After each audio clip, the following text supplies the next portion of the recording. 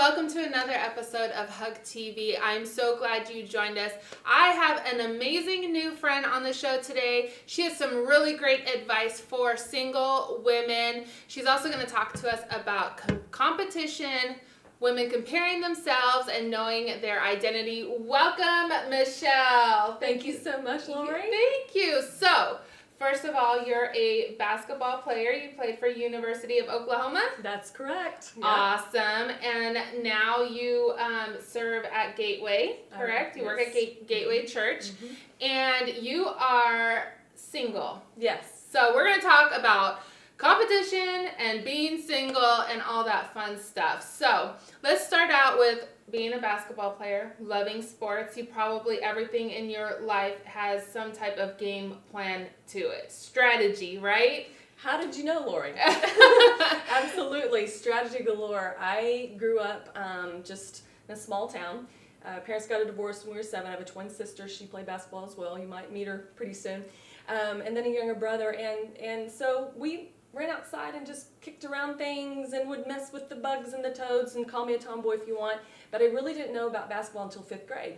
And so 5th grade comes along and I see this little brown pigskin being bounced and thrown in a hoop, and I thought, I can do that. As a matter of fact, I want to do that. And not only do I want to do that, I want to go to college on a scholarship. I want to play in the Olympics. And so it just shot off. And I just knew the second I touched that ball was destiny. Wow. And so, yeah, so I played basketball. So you're right. Everything in my life has had some sort of a strategy or a game plan to it. And so, competition. Can I touch on that for a second? Yes, please do. Okay. Competition sometimes has a very, very, very bad connotation, especially outside the realm of athletic world. What I mean by that is I hear it in the workforce or I hear it elsewhere and they're like, oh, competition, that's bad. I'm like, no, it's actually not. Competition can be used in a healthy way. And competition, if you look at somebody, if you're in the shirt making business and you look at a shirt on the other side of the world because somebody had an awesome idea that God gave them, then you can look at that and go, I'm inspired to even do better. Right. So that's where I use that on the court, is that I would see somebody out there beating me to a pulp going, even sometimes it was my sister and then me right back at them. So I think God built in that kind of instant competition. So it can go to an extreme though where it can be very unhealthy, but I'm talking about the healthy parts of where you see someone and they're making you better, slap them a high five and say thank you for doing that. Slap them a high five and say, you know what? I needed to go against you today because I'm not where I need to be, but you show me where I want to be. Respect. So, yeah, get that respect, earn that respect, but give them that respect, and don't get mad. If you're mad, look inside. If you're mad, that might be a good indication that should be a motivation for you to get better. Why are you mad? Because I didn't make the layup like 10 times in a row like I thought? Well, then get up and go practice and get it done. So that's kind of where competition is healthy. But then there's a bad competition. Yes. Can we touch on that for a second, too? Please do. Okay. Lori, you know this as well. You shared with me, if you don't mind my saying, yes. You played soccer. Yeah. That's incredible.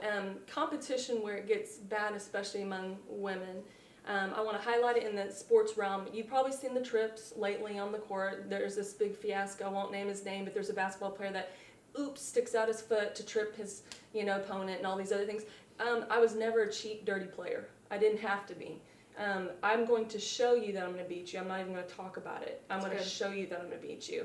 And if I am better than you, and I believe that and have the confidence that I am, let's just play it out. And if you beat me, I'm going to high five you, but I'll get you next time. Where bad competition comes into play is when you go to the extreme of where you want to tear somebody down, you want to degrade them, because and it really stems back to the internal us. And when we look at it in terms of athletics and sports world, use a competition to your advantage. If it comes to the point of, here's a beautiful woman come walking down the street. She may have the body that you've been trying to work for. She may have the job, the car, the looks, everything like that. Give her a high five. Yes. Say, well played. You go do your thing. And if there's something that's agitating us on the inside as women, whenever we see somebody that they may have something, first of all, God tells us not to be envious of someone else.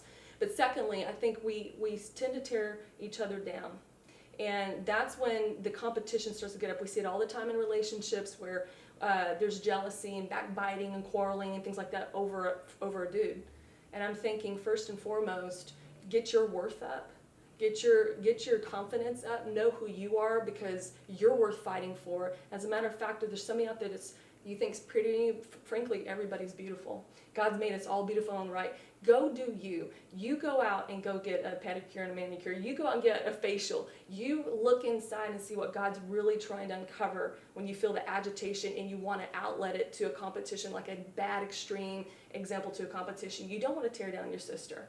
You don't want to tear them down. So that's when it gets out of bounds, so to speak, if I can do a play on words. I love it. Out of bounds. Technical fouls. Look inside and not introspective to the point where you're locking yourself up and you don't have anything to offer and there's low self-worth. Look inside going, God, what could you be doing in me? Why is it that I get upset whenever I see somebody out there doing better? Or maybe it's because I'm not dreaming enough anymore. Maybe it's because I quit believing. Maybe it's because I quit encouraging myself.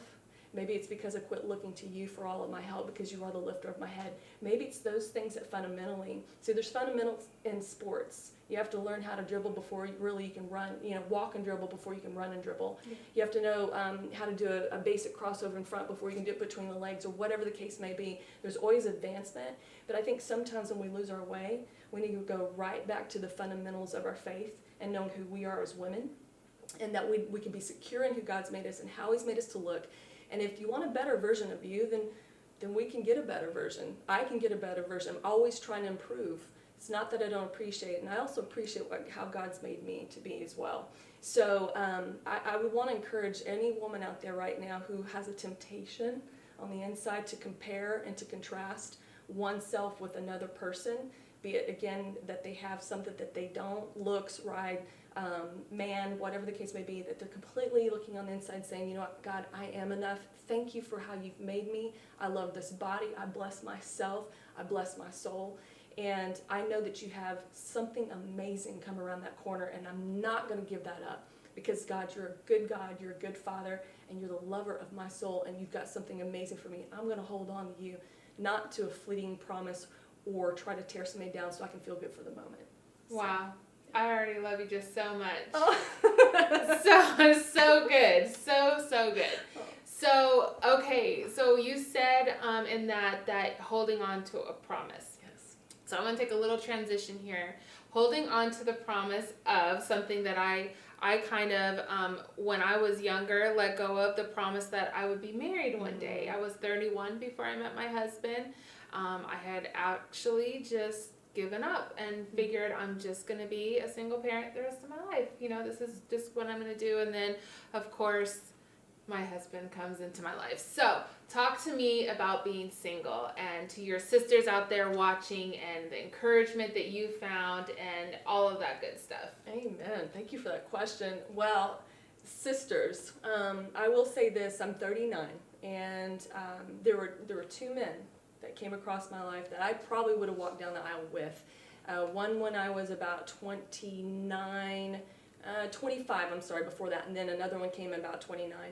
And my heart was so open. But you're also listening to a person who, when she was 22, was so apprehended by God that I said, I don't need to be married. God, you can just kind of take all that. You got my heart. I gave him my heart when I was 14, and I meant it. So whenever I was set on fire at 20, and at 22 I said, Lord, I understand why you apprehended my life. Send me to the nations. I'm literally your girl. You can have all of this, Lord. And he took it. And so fast forward to 25, I met this guy, and I thought, oh my Lord, and then that didn't happen. And the door was slammed shut, and I said, Lord, through my tears, like, God, even with the slammed doors, I'm still going to praise you. And it hurt. It hurts. It hurts. And then at 29, the same thing, and I'm sitting there finding myself scoot from the table of hope. And I'm pushing myself away, not even wanting to look at this door anymore, to my heart, saying, Lord, I know that, gosh, if I'm meeting these men of this quality and this caliber, you're going to blow my socks off one day. And he will. Thank you, because I received that. Yes, I received will. that. Being single and secure is so important. Philippians 3:16 says this. It says, let us live to what we have already attained.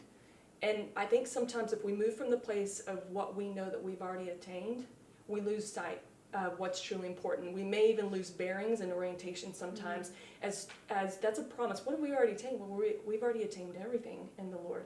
He's given us hope. He's given us healing. He's given us vision. He's given us strength to move on from day to day, even sometimes, yes, moment to moment. And I would say in the area of being single, many times God's had to wipe the tears. He's caught them all in the bottles. Angels catches them in the bottles. I will say this, he's been the lifter of my head in many, many ways. And there's a grace, and I want us to tap into the grace.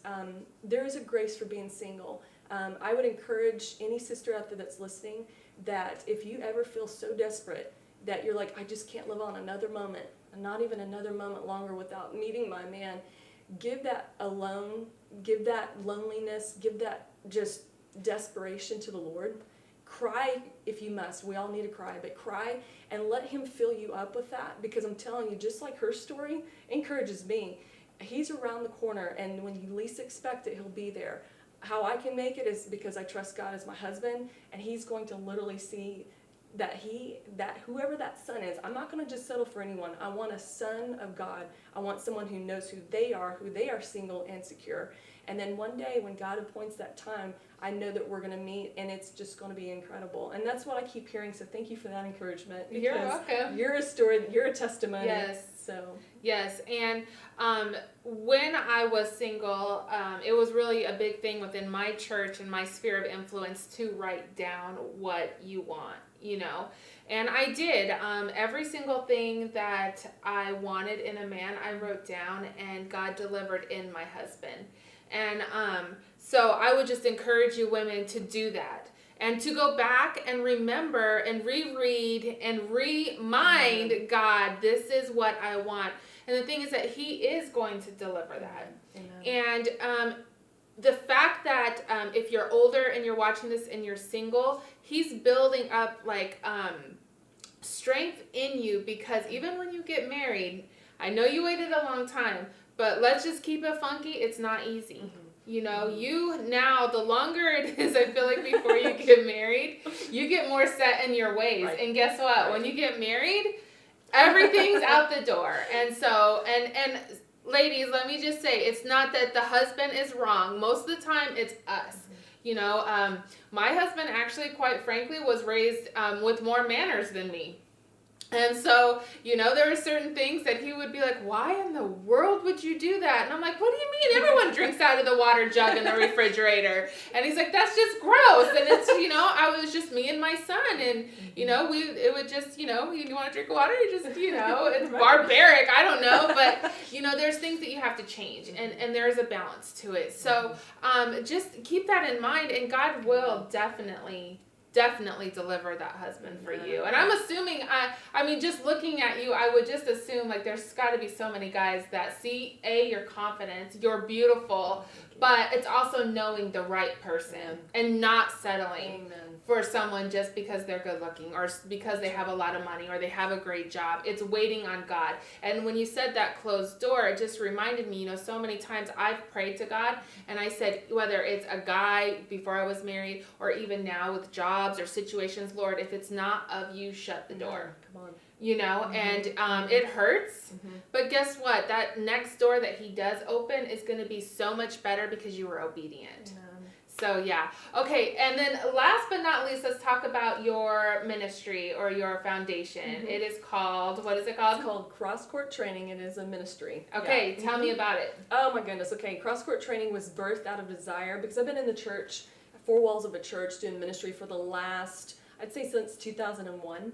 Okay, so for the last 16, 17 years, and in 2007, I wanted to birth something that was kind of an outreach so I could go outside the four walls of a church, because they were coming in all the time, and we do outreaches with the church and the ministry. We go on college campuses and things like that, but I wasn't satisfied. I also spent a year in a basketball academy. It was part of the church that we were with. It was incredible. Every Nation, I'll give you the name of the church. I was with Every Nation Churches, and we formulated or really developed a Champions Academy to where we would train fourth graders up to professional level. So Mike Connolly, who's currently in the NBA, we trained them, and all these other guys would come in, so it was so fun to see them. Even Yogi Farrell, who just recently signed a contract. I'm dropping names for this sole reason because I'm so proud of him. If he ever sees this, he probably won't remember me, but I was the sole white girl in the gym, and they'd be down there busting it. So after a year of working that, I said, time's done. So the door closed with that. But then I said, but I'm not done with utilizing the gift you've given me in sports, Lord. So I always know that I will have a part of that. And I birthed it, and literally over the years, I've seen these little 6th graders that came across my path grow up, like my little babies, and many of them have, so awesome to say, many of them gone on to play the college level, have earned a scholarship or some sort of money through it. So it begins with a vision, and then you grow and water that seed through not only great training, but confidence building, development, those types of things. And so right now, it's never been full-fledged. I've always asked God, do I need to explode this thing? Because the market's out there. We need strong women role models. Yes. And we need it, especially in sports. And I never felt a no, but I've never felt a stark yes either. So I kind of just wanted to keep it small, and I'll train, schools and their teams, like large groups, or then I'll just do a few. And right now I'm hoping to go catch one of my players that I've developed at SAGU. So I'm hopefully to see a game pretty soon with her. But that's the ministry. The essence of it's cross-court training. I call it CCT. And all it is just training them to be excellent in the gift that God's given them in sport, which is many of their passion. It's still my passion. And then to develop them as individuals who actually will know that God is real and that He loves them and has called them to a purpose. And if God can use my voice and my vocal cords and everything He's given me as a gift, which I realize He did give it to me as a gift. So how can they get more information? Okay, so they can contact me by email, would probably be the easiest. It's MicheleWorkman@gmail.com. Michele with one L, MiChele, Workman, WORKMAN @gmail.com. Awesome. Well, thank you so much. You're such an incredible woman. I'm so inspired by you. And thank you for tuning in again. And remember, as always, head up gorgeous, God's got you.